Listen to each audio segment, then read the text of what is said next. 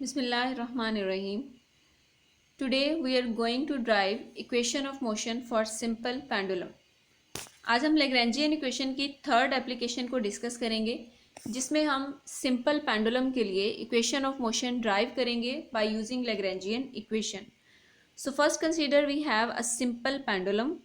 What is simple pendulum?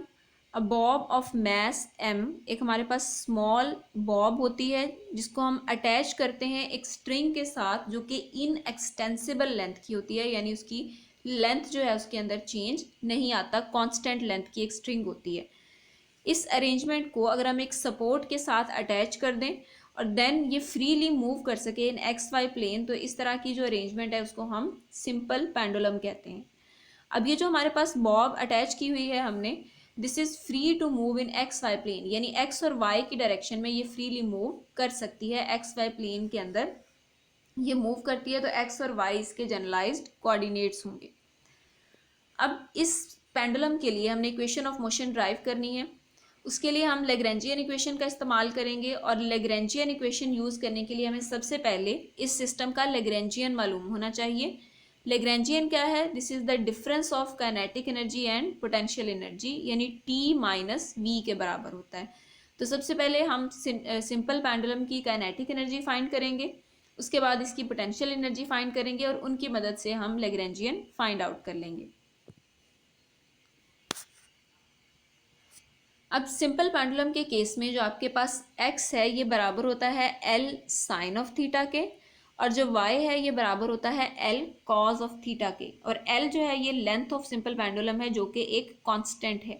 और इस bracket के सबस्क्रिप्ट में L लिखने का भी यही मकसद है कि ये जो हमने पैरामीटर लिए हैं ये कांस्टेंट लेंथ पे लिए हैं, यानी यहाँ जो पैरामीटर लिखा होता है वो ये शो करता है कि ये पैरामीटर कांस्टेंट है. तो इस केस में भी लेंथ जो है ये कांस्टेंट है.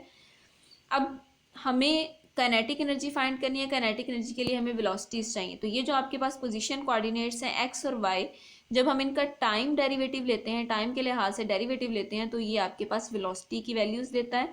तो हम क्या करेंगे, एक्स और वाई का डेरिवेटिव लेंगे विद रिस्पेक्ट टू टाइम. तो पहले हम एक्स का डेरिवेटिव लेंगे. एक्स जो है ये एल साइन थीटा के बराबर है. यहाँ पे एल जो है ये एक कॉन्स्टेंट है इसलिए हम एल को एज इट इज रखेंगे. साइन थीटा का हम लोग डेरिवेटिव लेंगे. साइन थीटा का डेरिवेटिव कॉस थीटा आता है. देन एंगल का दोबारा से डेरिवेटिव लेंगे d theta by D T. और हमें पता है कि टाइम डेरिवेटिव जब हम किसी भी इक्वेशन का किसी भी पैरामीटर का लेते हैं तो उसके ऊपर हम एक डॉट का साइन लगा देते हैं. जो d theta by D t था उसको हमने थीटा डॉट लिख दिया. Similarly y is equal to l cos theta, तो एल कॉन्स्टेंट है ये एज इट इज आ जाएगा. कॉस थीटा का डेरिवेटिव माइनस साइन थीटा, और थीटा का जब दोबारा डेरिवेटिव लेंगे d theta by D t तो ये थीटा डॉट के बराबर आ जाएगा. तो ये हमारे पास वेलोसिटीज हैं in the direction of x and y. As we know kinetic energy जो है वो हाफ एम वी स्क्वायर के बराबर होती है. तो यहाँ पे चूंकि दो तरह की वेलोसिटीज हैं तो काइनेटिक एनर्जी भी दो तरह की काइनेटिक एनर्जीज का सम होगी.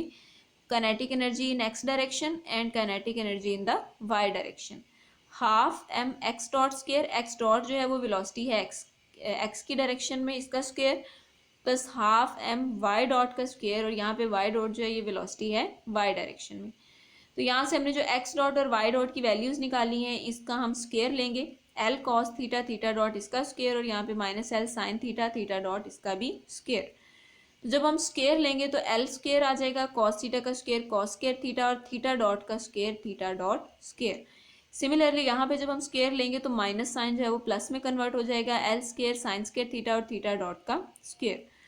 अब इन दोनों के अंदर एल स्क्वायर और थीटा डॉट स्क्वायर ये दोनों टर्म हम यहाँ से कॉमन ले सकते हैं.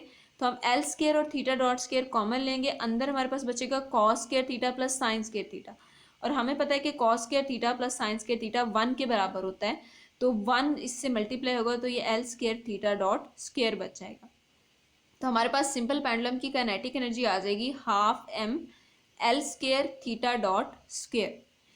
नेक्स्ट हमें पता है कि जो सिंपल पेंडुलम है उस पर अर्थ की ग्रेविटेशनल फोर्स ही एक्ट कर रही होती है. उसके अलावा किसी भी किस्म की फोर्स जो है उसके ऊपर एक्ट नहीं कर रही होती, यानी ना तो वहाँ पे किसी किस्म की इलास्टिक पोटेंशियल एनर्जी होती है क्योंकि हमारी जो स्ट्रिंग है वो इनएक्सटेंसिबल है. इसलिए यहाँ पे हम पोटेंशियल एनर्जी के लिए फॉर्मूला लिख सकते हैं ग्रेविटेशनल पोटेंशियल एनर्जी का. तो ग्रेविटेशनल पोटेंशियल एनर्जी mgh के बराबर होती है, और यहाँ पे हमने हाइट को y से रिप्रेजेंट किया क्योंकि पेंडुलम को हमने y की डायरेक्शन में हैंग किया हुआ है। तो यहाँ पे पोटेंशियल एनर्जी जो है वो mg y के बराबर आएगी, और y को हमने l cos थीटा लिखा है तो ये बन जाएगी mg l cos थीटा। तो ये हमारे पास काइनेटिक एनर्जी आ गई, ये पोटेंशियल एनर्जी, और इन दोनों को यूज करते हुए हम सिस्टम का लैग्रेंजियन फाइंड करेंगे, which is the difference of kinetic and potential energy and is equal to t minus v। तो यहाँ पे हम t की वैल्यू सब्स्टिट्यूट करेंगे, माइनस v की वैल्यू सब्स्टिट्यूट करेंगे, ये हमारे पास सिस्टम का लैग्रेंजियन आ जाएगा।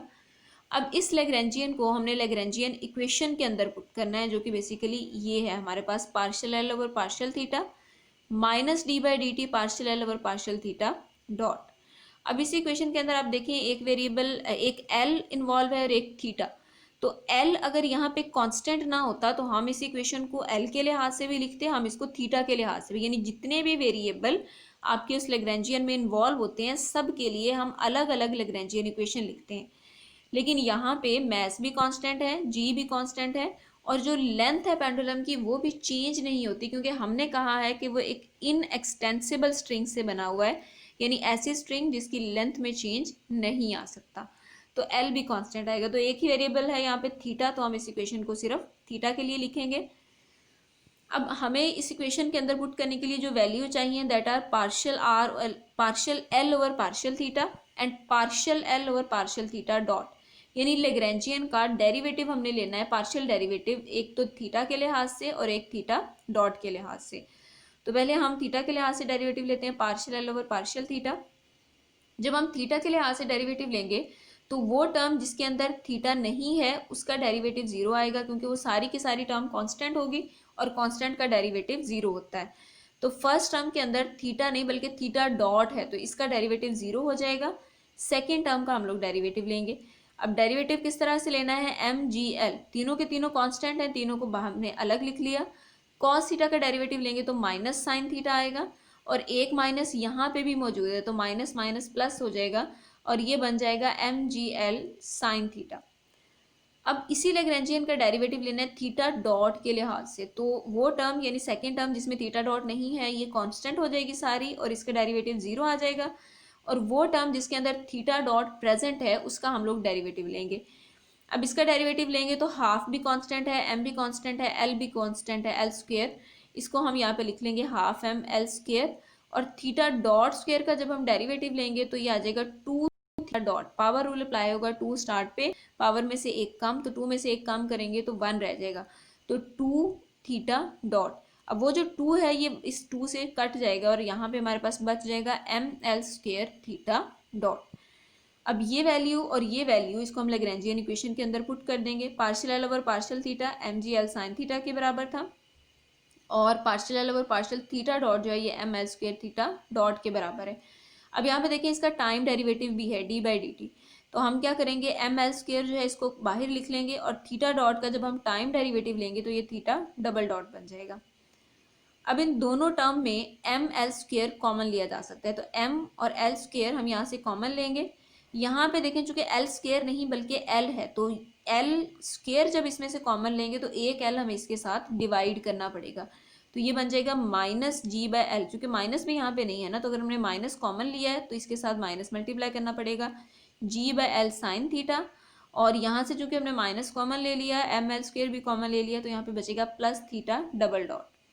अब ये जो माइनस एम एल स्क्वायर है इसको हम राइट हैंड साइड पर ले जाके डिवाइड कर देंगे, और जीरो के साथ जो भी चीज़ डिवाइड होगी वो भी जीरो हो जाएगी, तो हमारे पास बचेगा theta double dot is minus g by l sine theta is equal to zero.